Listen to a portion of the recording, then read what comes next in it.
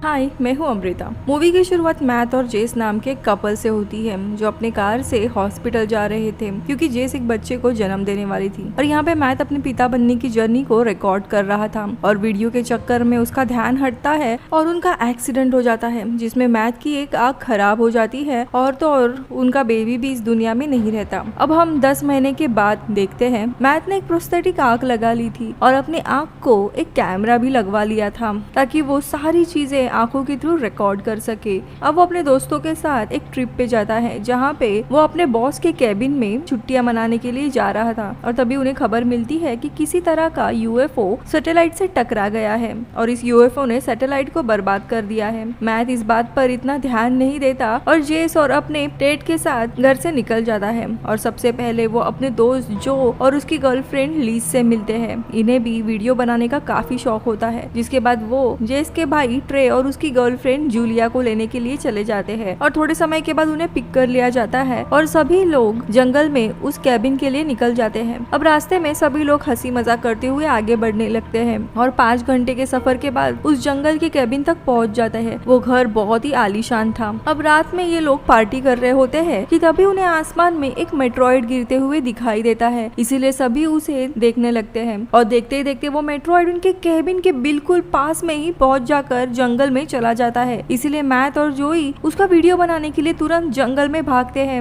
बाकी सारे लोग इन्हें मना करते हैं लेकिन वो दोनों भी किसी की नहीं सुनते और तुरंत वहां चले जाते हैं जहाँ रास्ते में उन्हें ट्रे नाम का एक आदमी दिखाई देता है जो शराब के नशे में बिना कपड़ों के होता है। मैथ ट्रे को उधर ही रुकने के लिए कहता है ताकि उन्हें वापस जाने का रास्ता पता हो सके और उन्हें मेट्रॉइड अब मिल जाता है, इसीलिए वो बाकियों को भी वहाँ पे बुलाते हैं जिसे देख सभी लोग खुश होते हैं। अब मैथ उस मेट्रॉइड को निकालता है लेकिन वो बहुत ही ज्यादा ठंडा होता है और तभी वहाँ पे ट्रे भी आ जाता है जिस पर मैट उसे कहता है कि तुम यहाँ पे क्यों आए हो, तुम्हें वहीं पे रुकने के लिए कहा था, अब हमें वापस जाने का रास्ता कैसे मिलेगा। पर जैसे तैसे वो सभी लोग आगे बढ़ने लगते हैं जहाँ पे ट्रे कहता है कि मैंने अपना फोन कहीं पे खो दिया है, जिस पर मैट कहता है हमें पहले रास्ता ढूंढना चाहिए, तुम्हारे फोन को तुम भूल जाओ। लेकिन इसी दरम्यान उन्हें लगने लगता है कि जंगल में उनके अलावा और भी कोई है जिसके कारण वो सभी लोग घबरा जाते हैं और अब एक जगह पे मैट किसी चीज को देख रहा होता है। तभी मैथ के ऊपर कोई बड़ी सी चीज आ जाती है जिसे देखकर वो चीखता है और सभी लोग हड़बड़ा जाते हैं और इसी गड़बड़ी में मैथ एक ट्रैप में फंसकर उल्टा लटक जाता है लेकिन जो कैसे तैसे उसे वहां से निकालता है। पर अब उन्हें अपने पेट डॉग टेड के रोने की आवाज सुनाई देती है,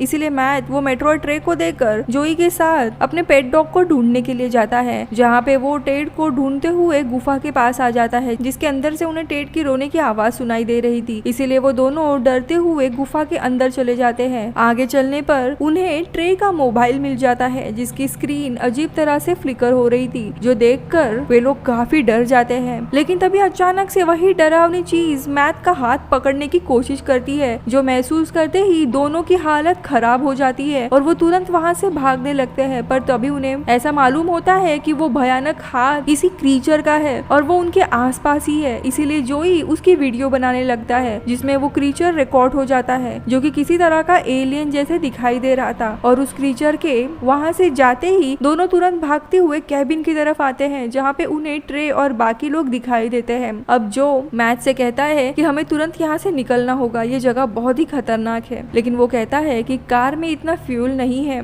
इसीलिए हमें सुबह होने का इंतजार करना होगा और तब तक तुम ये बात किसी को भी बताना मत कि जंगल में हमने क्या देखा, जिस पर वो मान जाता है। कुछ समय के बाद मैथ अपने कमरे में उदास बैठा होता है तो उसकी पत्नी जेस उसे पूछती है कि क्या हुआ, जिस पर मैथ कहता है कि मैंने अपने बच्चे को भी खो दिया था और अब हमारा पेट डॉग भी मेरे कारण कहीं पे मिल नहीं रहा है, इसीलिए मुझे लग रहा है कि मैं पिता बनने के लायक नहीं हूँ और मुझे अगला बेबी नहीं चाहिए। ये सुनकर जेस गुस्सा होकर वहाँ से बाथरूम में जाती है और तभी बाथरूम से एक भयानक आवाज आती है, इसीलिए सभी बाथरूम में जाते हैं जहाँ पे खिड़की से एक पंछी टकरा गया होता है। वही रात होने पर जूलिया का फोन अपने आप ही एक रिकॉर्डिंग करने लगता है जिसे ट्रे की नींद टूट जाती है, इसीलिए वो फोन लेकर नीचे हॉल में आ जाता है। पर अब कैबिन में लगे हुए सारे कैमराज और टीवी अजीब तरह से फ्लिकर होने लगते हैं और तभी ट्रे के पीछे वो क्रीचर आकर उसे पकड़ लेता है। तो यहाँ दूसरी जगह मैथ भी केबिन में सारी चीजें चेक करता है जहाँ हर चीज में कुछ न कुछ खराबी हो रही थी।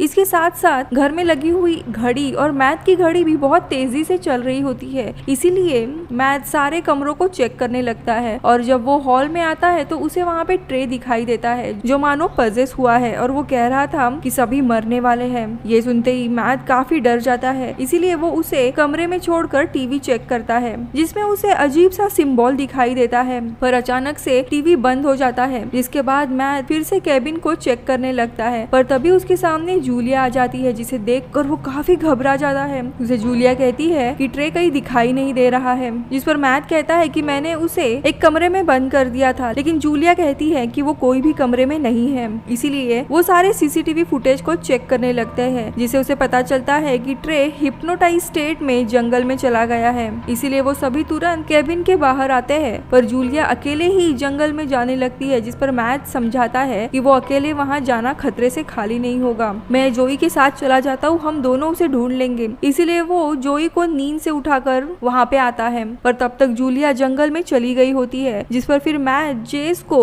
वही रुकने का कहकर जोई के साथ जंगल में चला जाता है। पर जोई काफी घबराया हुआ होता है। वो मैथ से कहता है कि अगर मैं मारा गया तो मेरी माँ को बता देना कि इन सब में तुम्हारी गलती थी, तुम जबरदस्ती मुझे जंगल में लेके आए थे। लेकिन मैथ गुस्से में कहता है तुम ये सारी बकवास बंद कर दो, मुझे उन दोनों को भी ढूंढना है। लेकिन तभी वो क्रीचर मैथ के ऊपर हमला कर देता है और उसे घसीटते हुए वहाँ से लेके जाता है। लेकिन जैसे तैसे वो खुद को बचाता है, जिसके बाद क्रीचर वहाँ से चला जाता है। यहाँ पे जेस ये सब कुछ देख 911 को कॉल करके मदद बुलाती है, लेकिन वो पूरी बात बताए उसके पहले ही कनेक्शन टूट जाता है। वही मैथ जंगल में जगह जगह बलून लगाता है ताकि वे लोग रास्ता ना भटक सके। और इधर जूलिया को जंगल में ट्रे अजीब हालत में खड़ा दिखाई देता है, पर अगले ही पल में वो वहाँ से गायब हो जाता है। और तब भी वहाँ पे वो क्रीचर आकर जूलिया को भी अपने साथ लेकर जाता है। और अब उसकी चीख सुनकर जोई और मैथ वहाँ आ जाते हैं, जहाँ उन्हें जूलिया का जूता और कपड़े मिलते हैं। और तभी उन्हें ट्रे की आवाज सुनाई देती है, इसीलिए अब वो सभी उसकी तरफ भागते हुए कॉर्न फील्ड में आ जाते हैं, पर उन्हें वहाँ पे कोई भी नहीं मिलता। जोई अब बताता है कि हमें वापस चलना चाहिए, उन्हें इस जंगल में कोई भी नहीं ढूंढ सकता, उन्हें इस जंगल में कोई भी नहीं मिलेगा।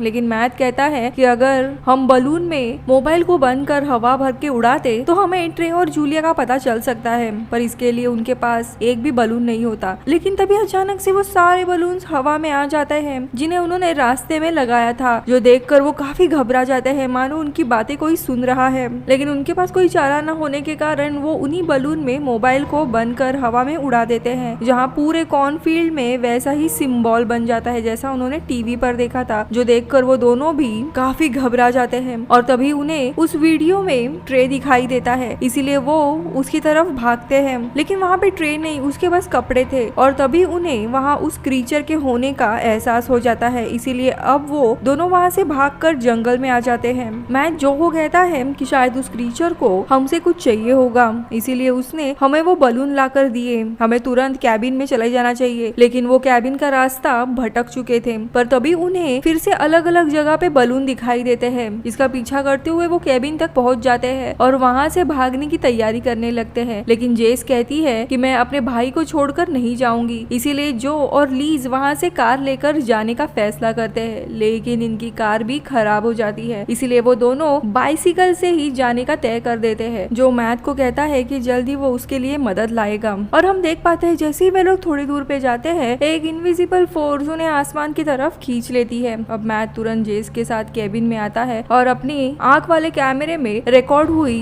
वीडियो को चेक करता है, जिसे उसे पता चलता है कि कोई जोई और जूलिया को अपने साथ आसमान में लेके गया है। और तब उसे वो वीडियो भी दिखाई देता है जब न्यूज में बताया जा रहा था कि यूएफओ ने सैटेलाइट को बर्बाद कर दिया है। और जैसे ही यूएफओ सैटेलाइट से टकराने वाला होता है, मैथ उस वीडियो को स्टॉप कर देता है जहाँ पे उस यूएफओ में भी वही सिंबल बना था। इसीलिए तुरंत वो आकर बाथरूम में वो मेट्रॉइड को चेक करता है, जिसमें वैसा ही सिंबल चमक रहा होता है। और साथ ही खिड़की पर जो पंछी था उसके क्रैक में भी वैसा ही सिंबल बना था, जो देखकर वो घबराने लगता है। इसीलिए अब वो जेस से कहता है कि मुझे ऐसा लगता है कि वो क्रीचर इसी मेट्रॉइड को वापस पाना चाहता है, लेकिन मैं उसे ये तब तक नहीं दूंगा जब तक वो मेरे दोस्तों को वापस ना कर दे। इसीलिए वो जेस के साथ बेसमेंट में आ जाता है, जहाँ पे उसे वही बलून दिखाई देने लगता है, जिन्हें देखकर वो समझ जाता है कि वो क्रीचर यहीं पे है। और तभी केबिन के बाहर कोई चमकदार चीज आकर बेसमेंट को बर्बाद करने लगती है, इसलिए वो दोनों बेसमेंट से बाहर भागते हैं, जहाँ अब रास्ते में उन्हें जोई और लीज के कपड़े मिलते हैं। और तभी वहाँ पे वो क्रीचर भी आ जाता है, इसीलिए वो दोनों उसे बचकर छोड़कर जंगल में भागने लगते हैं, जहाँ पे क्रीचर मैथ को घसीटते हुए अपने साथ लेकर जाता है, लेकिन जेस उसके पीछे जाकर उसे छुड़ा लेती है, जिसके बाद दोनों फिर वहाँ से भागने लगते हैं। पर तभी वो क्रीचर जेस को भी अपने साथ हवा में उठाकर लेके जाने लगता है, जो देखकर मैथ काफी दुखी हो जाता है। लेकिन तभी उसके बैग से वो मेट्रॉइड गिरकर बाहर आ जाता है, जिससे वो क्रीचर वहाँ पे आ जाता है, जो कि एक एलियन था। एलियन उस मेट्रॉइड को देख काफी खुश हो जाता है